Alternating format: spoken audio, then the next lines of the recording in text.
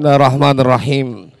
Assalamualaikum warahmatullahi wabarakatuh. Alhamdulillahi rabbil alamin. Wabihi nasta'in. Allahumma salli wa sallim ala sayyidina wa maulana Muhammadin wa ala alihi wa sahbihi ajma'in. Amma ba'du, jamaah sekalian berbahagia, pemirsa TV One dimanapun berada, yang semoga senantiasa dalam keberkahan berlimpah. Terkhusus yang terhormat guru kita Kiai Haji Khalil Nafis, Bapak Staf Sus Kementerian Pendidikan, dan terkhusus Bapak Rektor, yang tadi saya sempat berbincang bahwa saya juga alumni dari UMJ, cuma kagak lulus. Dulu saya ngambil fakultas hukum di sini, karena pelajarannya susah, jadi saya keluar.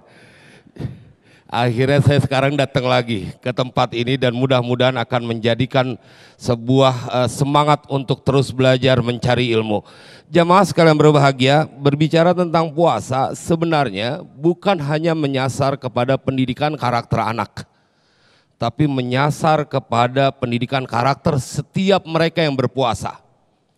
Kita lihat dalam Sahih Bukhari ada sebuah cerita yang mengenaskan. Kita akan temukan bagaimana para sahabat berikhtiar, sahabat Nabi. Ini kita akan temukan pada pembahasan tentang puasa Asyura.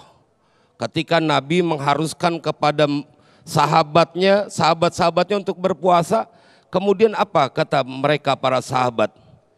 Kunna nasumu ba'du. Kami berpuasa. Wa nusawwi musibyanana. Dan kami menjadikan anak-anak kami supaya ikut berpuasa. Jemaah sekalian berbahagia, sampai mereka mempunyai siasat. Karena puasa buat orang tua sih rada gampang, karena memang udah dewasa. Tapi buat anak-anak perlu pembelajaran. Tapi mereka nggak nyerah untuk menghadirkan sebuah generasi yang cemerlang.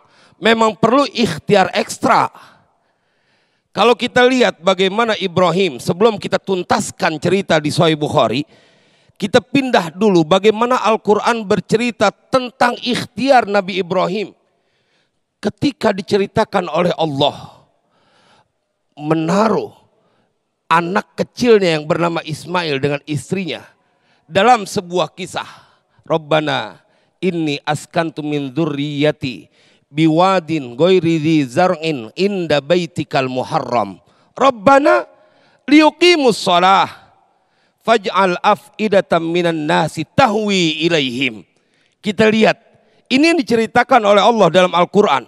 Seorang nabi, urusan anak inti jangan main-main, harus dicetak dengan karakter-karakter yang dia terwariskan dari apa yang diajarkan di dalam Al-Quran dan hadis.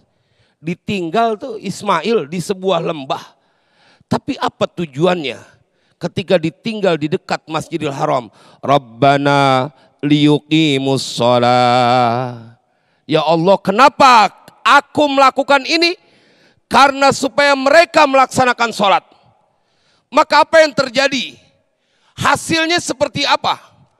Kita lihat Allah juga menceritakan bahwa kemudian lelaki yang bernama Ismail ini dipuji oleh Allah saat dia menjadi anak, dipuji oleh Allah saat dia menjadi ayah, berkat pendidikan dari seorang lelaki yang bernama Ibrahim dan istrinya. Jemaah, apa yang diceritakan dalam Al-Quran? Kita nggak ketemu ada anak yang rela ngorbanin lehernya buat menunjukkan ketaatan kepada bapaknya. Falamma balagha ma'hu sa'ya qala ya bunayya inni ara fil manami anni azbahuk. Fanzur madza tara.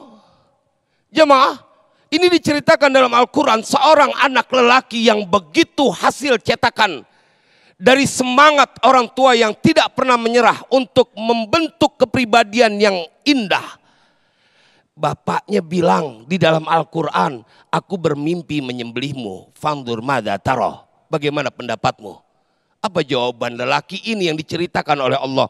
Qala ya abatif al ma tu'mar. satajiduni insyaallahu minas sabirin. Ente ketemu ada anak yang ampe ngorbanin lehernya buat menuruti ayahnya, gak ketemu. Minta dibeliin duren aja susah. Jemaah, tetapi ini produksi dari sebuah pendidikan yang begitu panjang. Dan ini kemudian terwariskan, tertular ketika kemudian Ismail dipuji oleh Allah di dalam Al-Quran. Wadhkur fil kitabi Ismail. Innahu kana sadiqal wa'di wa kana rasulan nabiyya. Wa kana ya'muru ahlahu bis salati waz zakati wa kana inda rabbihi mardiyya. Ini yang dipuji oleh Allah. Seorang anak lelaki yang bernama Ismail. Jamaah, saya ingin singkatkan apa yang terjadi kemudian dalam Sahih Bukhari. Ketika para sahabat bercerita bahwa naj'alu lahumul lu'bata minal ihn. Kami buatkan mainan buat mereka anak-anak kami supaya bisa puasa dari wall. Idza baka ahaduhum ala ta'ami a'tainahu dzaka. Bila mereka menangis karena nahan lapar, maka kami berikan mainan itu. Sahabat, santri-santri Nabi masih tetap berikhtiar mencetak anak-anaknya untuk berpuasa. Karena ketika mereka berpuasa, seluruh sifat kemuliaan ada di dalamnya. Semoga manfaat. Baik, Masya Allah, terima kasih Kiai Haji Syarif Matnaji yang telah melengkapi di segmen kedua ini betapa Al-Quran jauh-jauh abad telah memberikan contoh, betapa Nabi Yuna, Nabi Ibrahim alaihissalam bagaimana mendidik seorang anak Nabi Ismail sehingga tumbuhlah karakter yang soleh dan sangat kuat pribadi dan juga karakternya. Mudah-mudahan kita semua menjadi orang tua yang bisa mencontoh Nabi Yuna, Nabi Ibrahim alaihissalam. Nah pemirsa, di segmen berikut kita akan perdalam lagi tema yang menarik ini dalam sesi tanya jawab. Untuk itu tetaplah bersama kami dalam Damai Indonesiaku spesial Ramadan yang dipersembahkan oleh Sarung Wadimor, tentu sarung kita.